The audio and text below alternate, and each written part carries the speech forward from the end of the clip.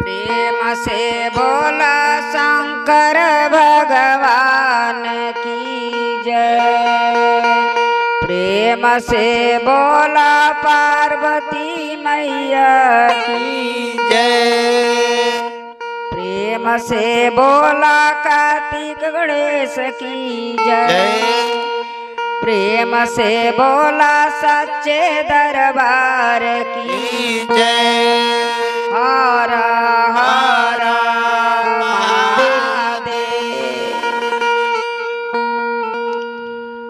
देखिए गुरु बहना लोग, आप सबके बीच में एक भजन सुनावे जा रहल बानी। वो भजन के रवा सब ध्यान से रवा सब सुनब आ सुन के रवा सब कमेंट में हर हर महादेव लिखब सब। गुरु बहना लोग जय गुरु बहना लोग। देखी भजन के भाव कैसे बा।